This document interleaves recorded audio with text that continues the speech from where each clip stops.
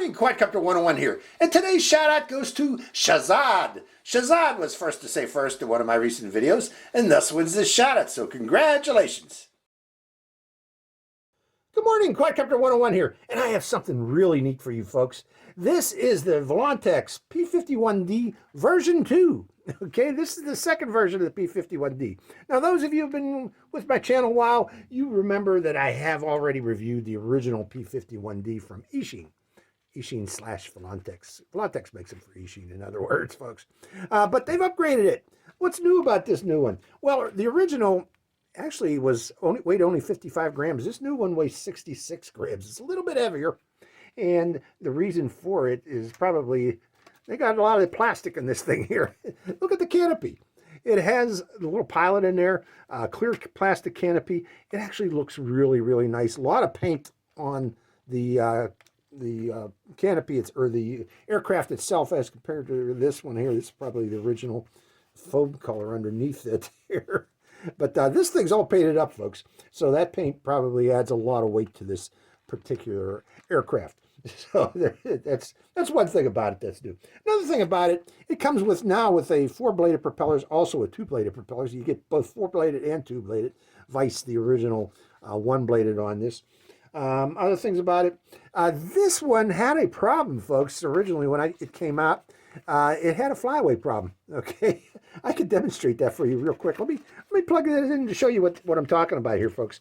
But the original, if you would lose signal from the transmitter, and I don't know, they probably have corrected this since I reviewed this a couple of years ago, or yeah, I think it's been a couple of years. But now let's move this out of the way.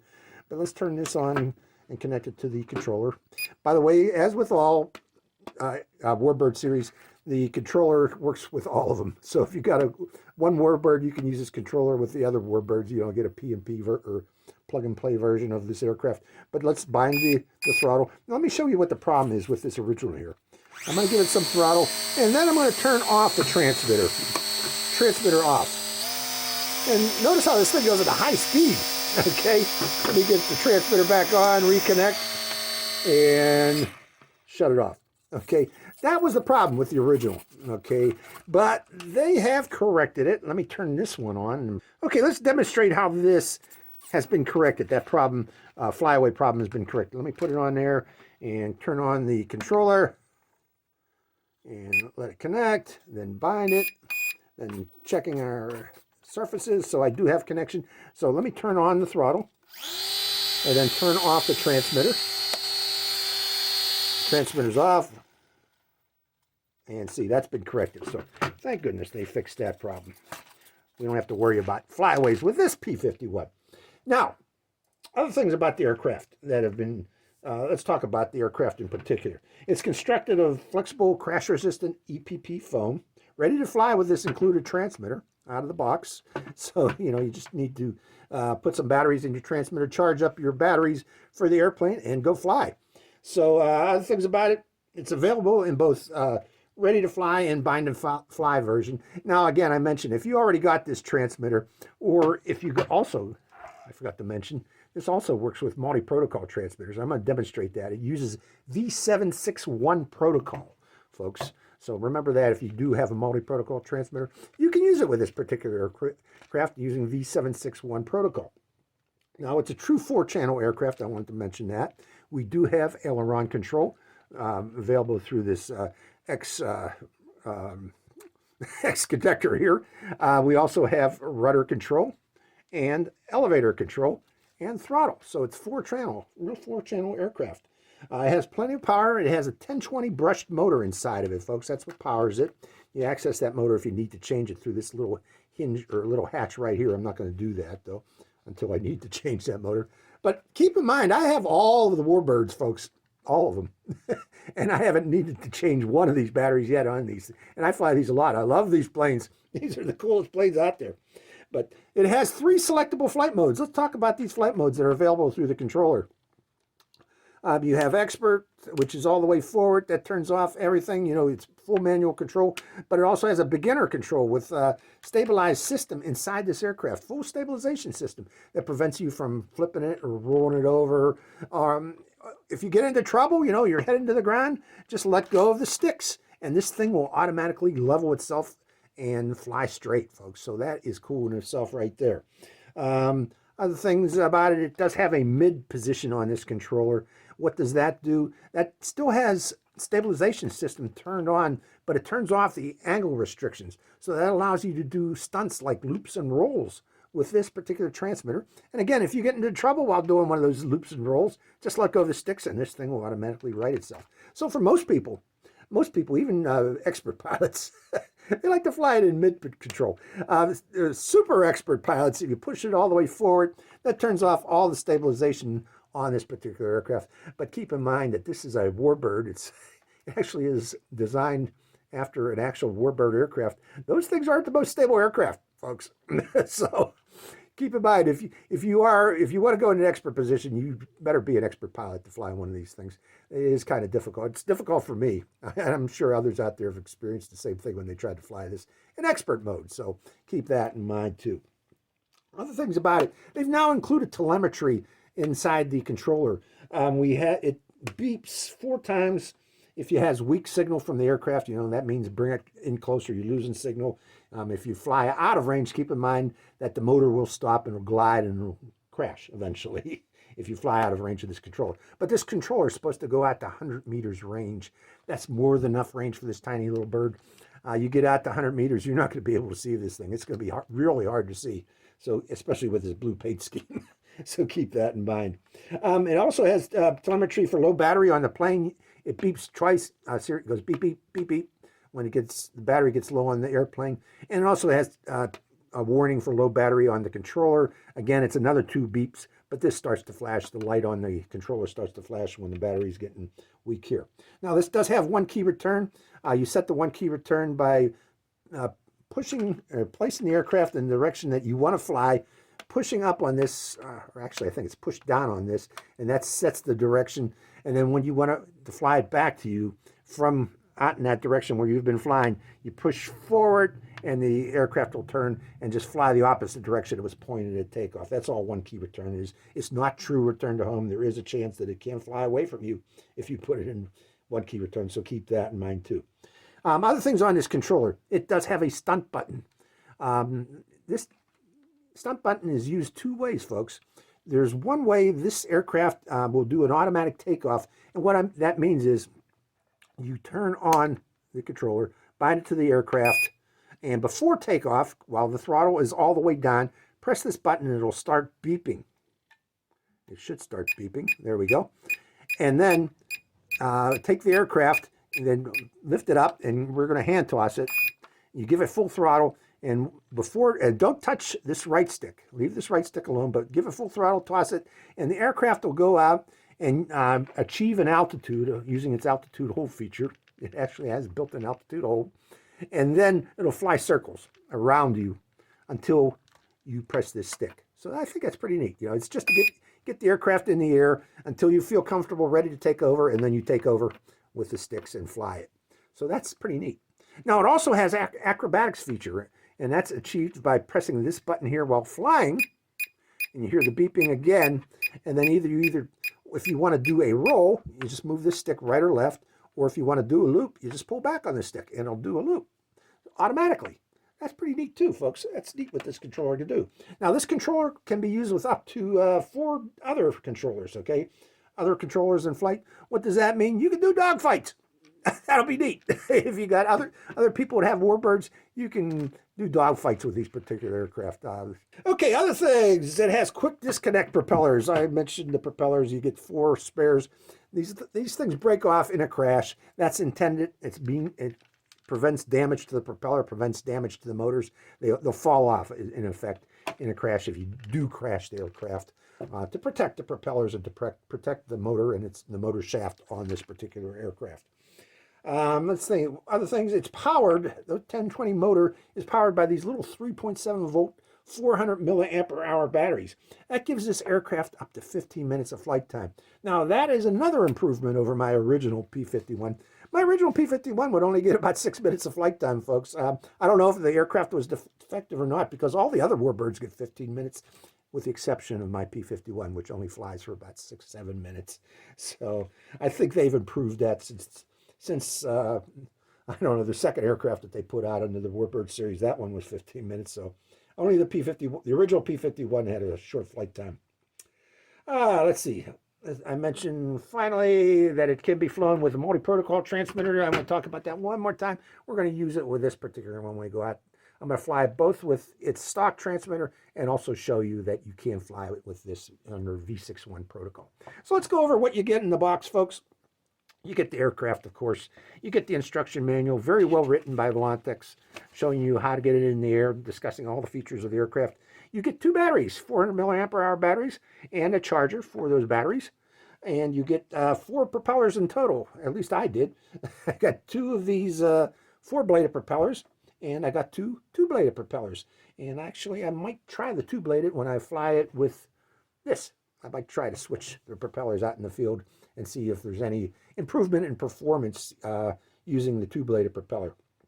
And you also get this is a quick disconnect. This goes onto the motor shaft, okay? In case you break the disconnect on the motor, you get an extra motor shaft disconnect, and then you snap on like that onto this particular propeller. So that's what you get in the box, folks. Really neat aircraft. I love the Volantex Warbird series. They are the coolest airplanes out there, in my opinion. So let's take this one out into the field, folks, and see how it flies. Hope you enjoy this flight. Good morning, Quadcopter 101 here, and welcome to Pleasant Ridge Park here near Girard, PA, and Fairview, PA, in between the both of them, for the test flight of the P-51D V2. Okay, I already have this bound to the transmitter, and we are ready to go. I am in beginner mode, have all the way forward. And what I'm going to do, folks, is turn the throttle all the way down and then press this automatic takeoff acrobatic button. Hearing the beeping, and then I'm going to give it throttle and toss it.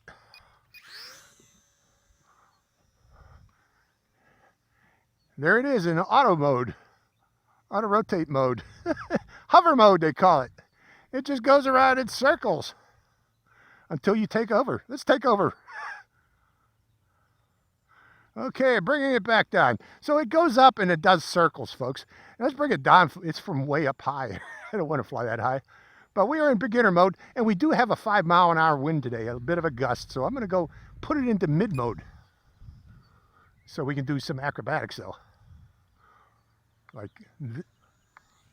Whoa. Okay, it wasn't supposed to do that. But let's go over and see what happened. Anything? I just pulled back on the stick trying to do a loop, and we had a stall, it looks like. So, and this came off as advertised. Supposed to do that. Okay, still in mid position. Oh no, I'm in beginner's position. That's why. Darn it, I thought I was in mid. But off we go again. Okay, it wants to turn to the left. Let's try it.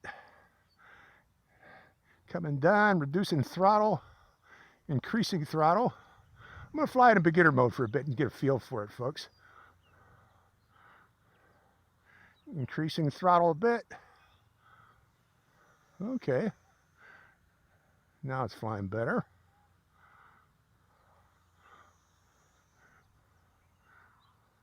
I'm seeing if we got any tip stalls in beginner mode. I'm making hard banks. Let's give it a little rudder too. Let's try that too. Rudder and throttle. Well, it looks pretty, don't it? Okay, go into mid mode now. Again, we don't have any angle restrictions, but we should have angle restrictions in mid mode. Let's see if we can do a loop. We did a loop. It has, this one does have angle restrictions in terms of bank angle. I'm flying overhead. I shouldn't be doing that. I'm not sure I'm getting that in the picture. But yeah, there's some bank angle restrictions, even in mid mode. But you can give it full throttle and try to do a loop. And it does a loop. Okay, in terms of performance in mid mode, this airplane, as compared to my favorite, which is the Spitfire. Spitfire is much more maneuverable that they got at the Warbird Spitfire than this one here. Comparing it to the P-51 version 1, that one too seems to be a little bit more maneuverable than this. Wait a minute. It could be the wind I'm flying in here too, though, folks, because it is a 5-mile-an-hour breeze. Let's go up and do it. Okay, let's try some automatic Stunts. Let's take it up higher. Stunt. There's a automatic and an automatic roll. Okay. It does those quite nicely, these automatic ones.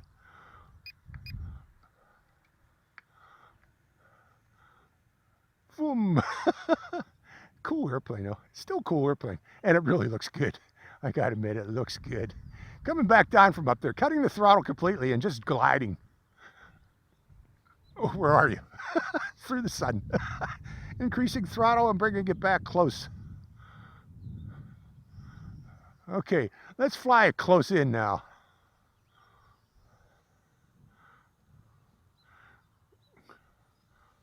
Boom.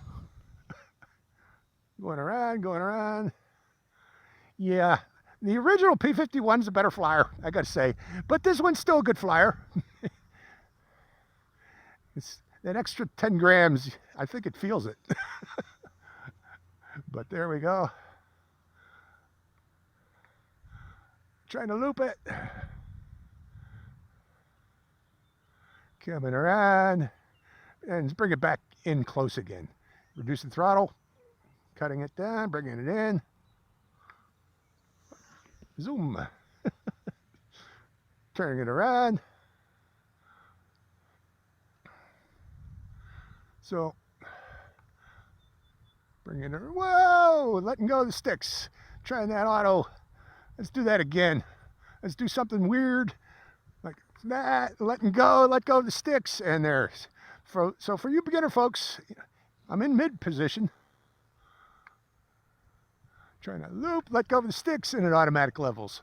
Coming back down, bringing it down, cutting throttle completely. We are way up there. Turning by rudder, cutting throttle all off, coming down and giving a throttle again. So, okay. So it is a pretty plane. You know that what the problem might be? That I don't think that 4-bladed propeller gives you as much power as say the big 2-bladed. Through the sun again. So yeah, this second flight we're going to do, let's switch propellers. In fact, let's do it now. We can do such. You know, that 4-bladed propeller looks good, but I'm not sure it's giving me the power I need here. So let's land it. Plop, and the propeller comes off. And let me swap propellers, folks. And we'll try it with a 2-bladed. I think that might be the issue. So hold on while I do that. See how easy it is to change these props? Just plop another one and ready to go. So this is the 2-bladed propeller. Let's try that auto hover again. So pressing the button, giving it throttle, and seeing what it does. It goes up into the sun, then starts a turn. Goes and gains altitude and does this turn, folks, as you can see up here. Let's bring it back down now. So that's its auto takeoff. And it'll just keep doing those turns until you take over. Now the problem is the wind might blow it away. But wow, it took it up high. Cutting the throttle completely to bring it back down. It's gliding real well. So yeah, this new propeller, yeah, that's the difference. The 4-bladed propeller, although it looks nice, it just doesn't give you the power you need to do any flying. I'm trying to bring it down, folks, with this 2-bladed propeller. There's the power I'm looking for. So yeah, that's the problem. Keep that in mind, folks. You know, the 4-bladed propeller looks nice, but it doesn't give you the power you need to really fly this like that. So that was the issue. I thought it was the weight of this thing, but no, it's the propeller. There we go. So yeah, go with the 2-bladed when you want to fly this. 4-bladed when it's on display in your house. 2-bladed when you want to fly it, because you can do stunts. Let me try to stall it. Okay, let's bring it in close again. Man, I'm hardly giving it any throttle at all, and it's staying up there with this 2-bladed propeller. This 2-bladed propeller is what it needs. It needs that to fly properly. Cool. I like the Mustangs. They're neat airplanes.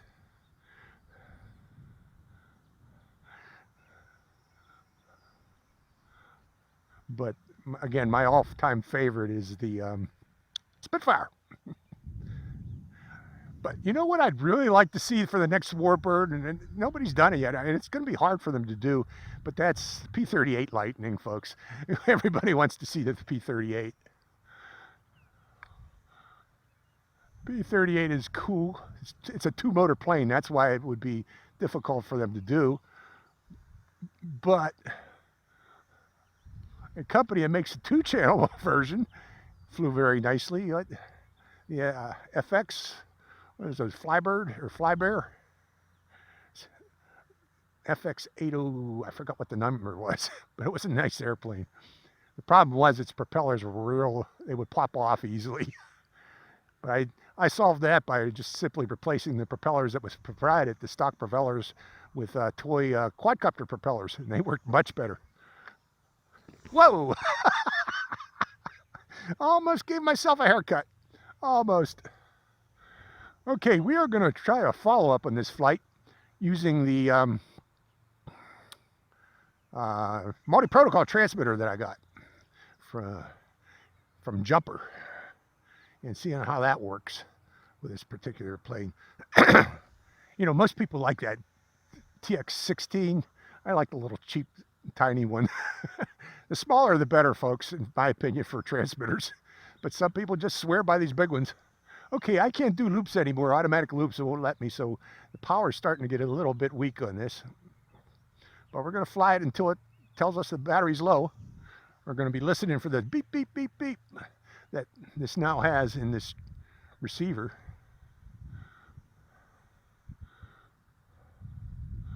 Woom. Woom, woom.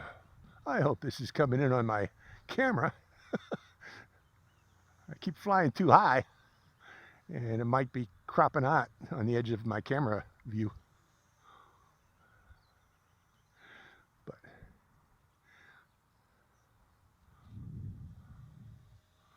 neat airplane, huh? Let's do that again. Maybe the other way. Over my head. Climbing like a banshee there.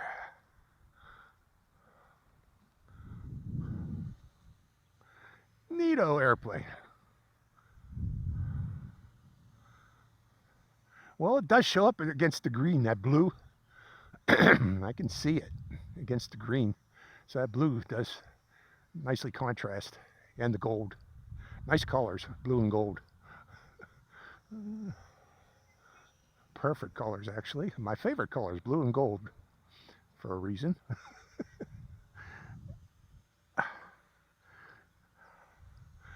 Going around.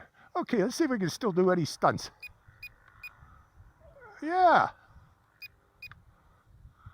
Yeah, automatic stunts. Won't let me do it in mid position. Give him some throttle. Let's try a manual. There, we got a manual loop out of it.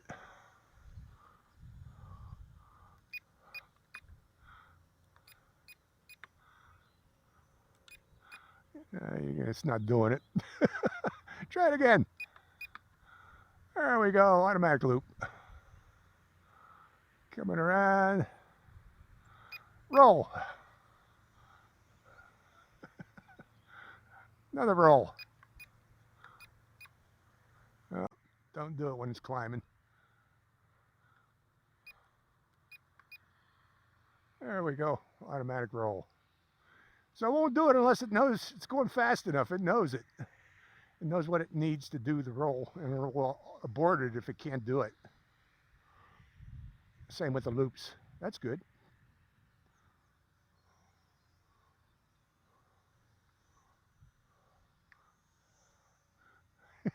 It is maneuverable.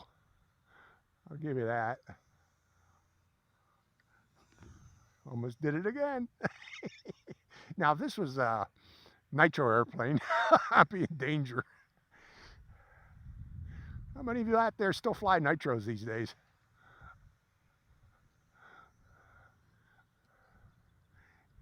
I don't think there's very many of these days, but I might be wrong. I'm still not hearing beep, beep, beep.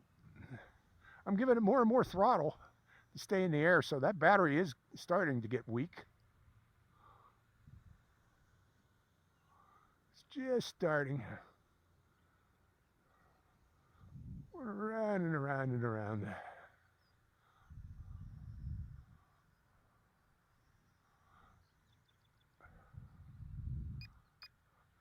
Boom. See if we can do that close in. Full throttle, full throttle, full throttle. Ah, there. Okay, hear the beep beep.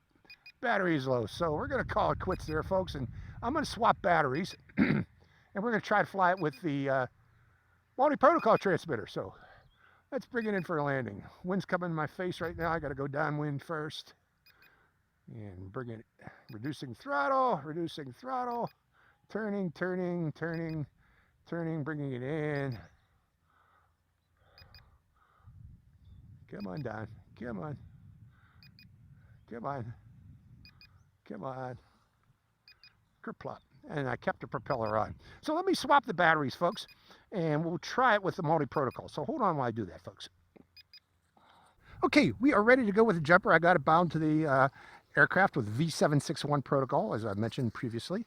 Let's see how it flies, folks. So giving it throttle. And you know, with my jumper, I can only fly it in beginner's mode. I don't have these switches set up for doing stunts. It is possible. It's just a little bit difficult for me to set them up. So we're going to fly this only in beginner's mode using the jumper.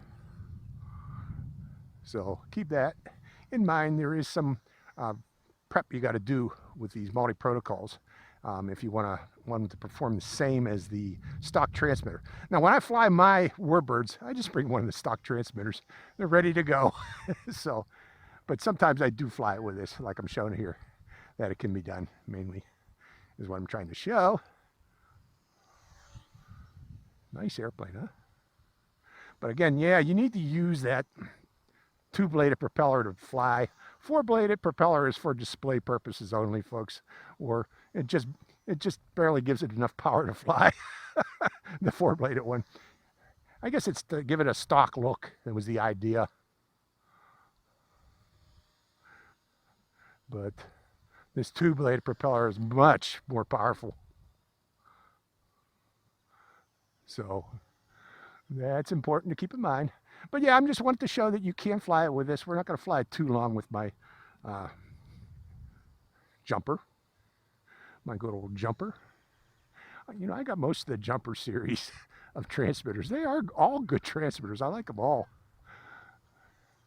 But this is my favorite out of the bunch, this model, with the multi-protocol transmitter. There's another version of this that has just ELRS.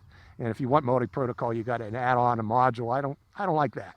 I don't like having to add on modules. I like something ready to go like this one. So, okay, we'll fly it around us a couple more times in close to show you the aeroplane. You can go around the other direction now. Ooh, I get dizzy. And we're going to call it quits here shortly. So let's go up higher first. We'll go up high one time. And cutting throttle, and let's glide it back down. Into the wind. Get a little throttle. And we're going to call it quits here. So I'm going to bring it around, go downwind, and set myself up for a landing here. Give myself some room. Reducing throttle to bring it down. Oh, stalled it. Yeah, wind is buffeting it a bit right now. Let's just plop it here. So, there we go. So yes, you can fly it with multi-protocols, as with all the warbirds. Well, I don't think there's one you can't. Every one of them you can fly with multi-protocol. Most of them are V761 protocol. I can't remember if the original P-51D is, but I did fly with multi-protocol. I remember that. So this is, again, the review flight of, the review flight of the P-51D V2 from Volantex. Hope you enjoyed this flight. Neat airplane. Again, remember to fly it, put on the two-bladed prop. For display purposes, put on the four-bladed, sorry. So hope you enjoyed the flight. Quadcopter 101, signing out.